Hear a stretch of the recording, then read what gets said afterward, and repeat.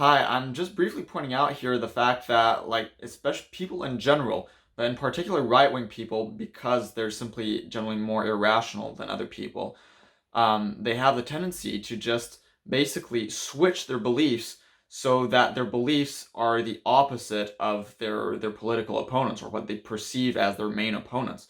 So if the majority of the group that they kind of oppose and don't like suddenly switches completely the beliefs, and like, I don't know, maybe their opponents before said that apples were good, and so the Republicans would say that apples are bad. And if suddenly the non-Republicans say that apples are bad, then some Republicans will say that apples are good. And this is largely Republican ideology and equivalent right wing, but especially Republicans, I think, but also other right wing groups in other places.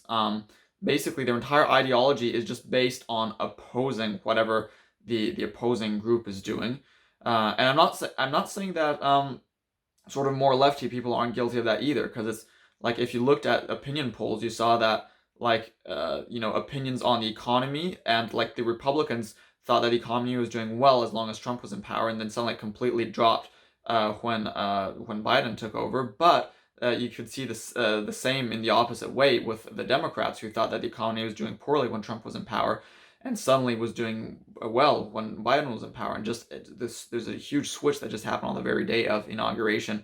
And so obviously that, I mean, they're both being ridiculous. But overall, the Democrats' beliefs are still more logical, and like at least some of them are based on actual logic, whereas Republicans are pretty much always just based on like, I don't know, on just doing whatever the current Republican ideology is. And it's very much like, and like, so what I'm showing is that's like in 1984, where you say that like it's East Asian bad, and suddenly it's Eurasia it's bad, and East Asia is your ally and stuff, and they switch immediately. And this is exactly what idiots do and what most people do. And like, I mean, it's really weird. And so I wanted to just point out, for instance, the fact that yeah, well, so for already there was this incident that I discussed in my previous video, where they suddenly will like become super politically correct and complain about people like they're Democrats or whatnot, liberals, all that sort of, they of course they completely conflate things like Democrats, liberals, and things like communists, anarchists, and all of that kind of stuff. To them, it's just all the same. Um, and so basically, for them, those people, they'll call all of those people racist if like if somebody actually like does like how do I even say this? Like basically, I I was advocating for, against racism, and for like actually helping out Africans directly in an economical fashion, economically through basic income, and through opening of borders, and like just full globalization. And of course they hate that. So what they really hate is that. And because overall the actual policies are, of course, they consider them lefty policies, but then because I did the sort of thing of trying to get people wound up by using the N word, then suddenly, oh, despite the fact that all my entire policy is utterly anti-racist because of that, and of course my use of the N word is very specifically meant to be anti-racist, and not to refer to black people. But because of that, suddenly they just focus on that, and suddenly they say like, oh, you're racist, and oh, you shouldn't be allowed to say that, and oh, you should be canceled, which is like just so ironic, right? Because they're always the ones who are like complaining that, oh, we can't really say anything anymore, right? And like, oh, people are getting canceled for just like voicing their opinion. And like, actually, so basically what you can see is that Republicans become totally politically correct canceled people from the moment that their perceived main opponents are the opposite, and that actually speak their mind.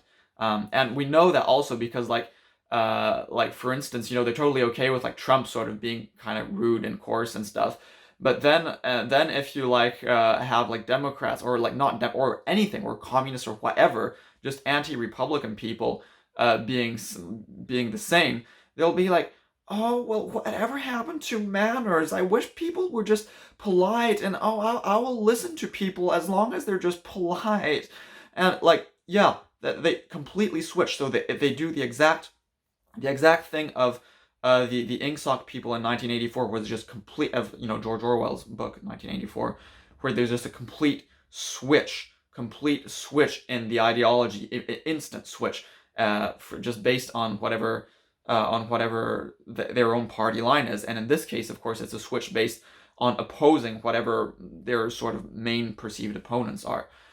And so another example, and so another thing I wanted to do to like point out is the switch regarding things like the rights of like or like how should we say discrimination versus like promotion of the well-being of different groups of people that have been traditionally discriminated against, such as people of other races, other ethnicities, other religions, other and women and homosexuals and that kind of thing, right? And so a funny thing is that, well, I've been very critical of religions and in particular Islam because I think it's still overall the most oppressive religion, but it's absolutely not to deny that like all religions are guilty of this, and in any case, just all sort of traditional society are guilty of like being oppressive towards women, towards homosexuals, and all that. But so using the example of Islam, what you'll notice is that, for instance, they suddenly, when it comes to like, because we know like these right wing people, they don't like immigration, right? And they say like, oh, that this immigration is harming our Western culture and it's creating to degeneration of Western society, blah blah, right? And then they point out, well, look at these Muslim people, like they oppress their women, they oppress homosexuals, they don't allow them to express themselves, they don't allow them to be free. They even like stone people and like for for doing all sorts for silly things. And this is true, and this is why I very much object to these sort of traditional religious cultures and to Muslim culture. But which doesn't mean that I actually don't care about Muslims precisely. I object to it because it's hurting Muslims mostly, right? Their culture is hurting themselves. But anyway, so they'll do that, and so suddenly, these right wing people are like defensors of women's rights, of gay rights, etc. But so then if you like, so it's kind of weird, right? Because normally they don't really care much about that, and then well, if you kind of point out like as an actual rational person, anti-Republican, of course, anti-right wing, whatever. If you, as a sort of rational person, will point out that like Muslims are bad precisely because they are misogynistic, homophobic, etc. Then suddenly they'll be like, oh well, you're let people be. You're trying to impose your culture onto everyone.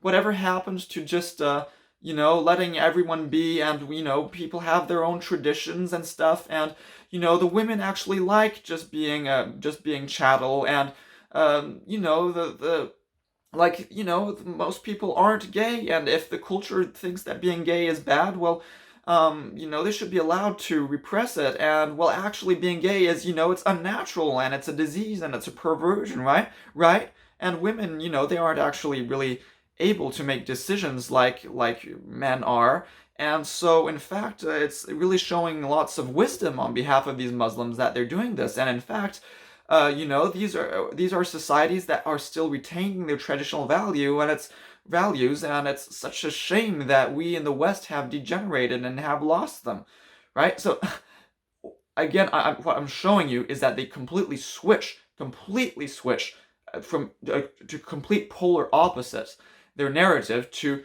just oppose the position of a good, rational person. They will always do that. They'll always just completely switch narratives to oppose good, rational people and take the position of the bad person. But they don't realize that it's bad for them. It's good. But of course, that's a mistake. That's ridiculous. They are bad people. And I want you to understand that right wingers are pretty much, for this reason, they're pretty much systematically bad because they systematically oppose everything that's good. For instance, why do they hate George Soros in particular?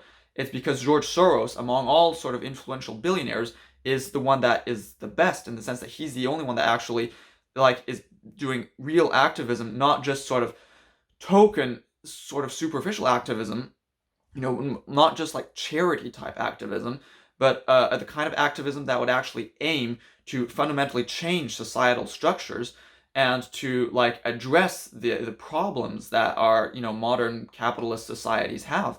And so George Soros is doing that. He's not like an actual socialist, a communist. He's criticizing capitalism, but at the same time, he got rich through capitalism. He recognizes that to some extent that's a problem. I don't think he wants to actually abolish market economies. I think he just generally, earnestly wants um, to create a better society. And I think that's great evidence for why right wingers are literally just the embodiment of evil, because literally they hate George Soros because he is actually the best of billionaires. He's actually the most well-meaning. And so basically that is how their amount of hate towards a certain individual is basically proportional to the amount of good that that individual causes. So, which is why I think you can really think that basically, I think the leftist sort of, in a very, very broad sense, people are being excessively weak and excessively um, lenient, basically lenient towards right wingers, and basically failing to really point out the extent to which right wingers are just purely evil. And I'm saying this as a person who's very critical of like planned socialist economies, who's very critical of the authoritarianism that has characterized socialist countries. And I'm still saying that right wingers are largely the embodiment of evil, and that this is something that the left has failed to really point out and to rub in. That this is something that we have to collectively make very clear. Okay, and this is just a bit of an example of that.